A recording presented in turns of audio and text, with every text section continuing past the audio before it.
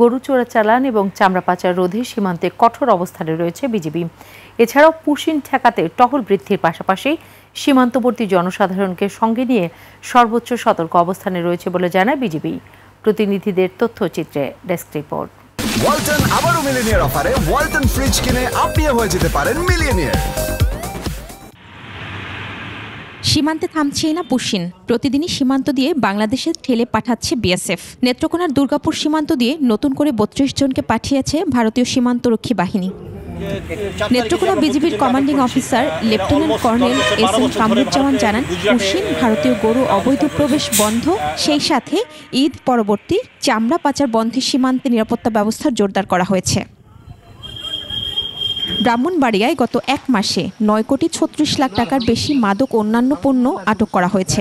এছাড়া ভারত থেকে কোরবানি পশু প্রবেশ সহ পুশিন চলছেই।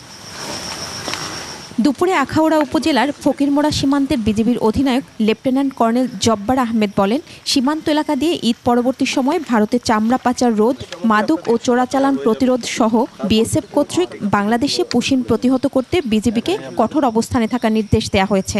ঈদ উল আজহার এই সময় অনুযায়ী আমাদের বাংলাদেশে যথেষ্ট পরিমাণ কুরবানির পশু মজুদ রয়েছে, যার ফলে কুরবানি পরবর্তী টাইমে কোনো প্রকার পশুর চামড়া যেন আমাদের এই সীমান্ত দিয়ে পার্শ্ববর্তী দেশে পাচার হয়ে যেতে না পারে, সে ব্যাপারে আমরা সচেষ্ট থাকব।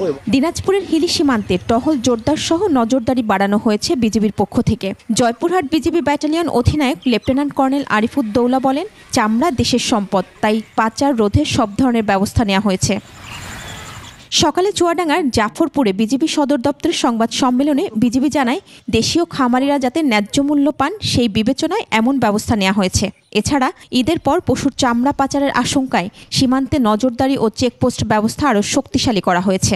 কঠোর নজরদারি, টহল এবং গোয়েন্দা কার্যক্রম চালু রয়েছে। চামড়া চোরাচালান রোধ সহ মৌলভীবাজার সীমান্তে সতর্ক অবস্থানে রয়েছে বিজিবি। মহিমা পলি, ডেস্ক রিপোর্ট, ২১ টেলিভিশন।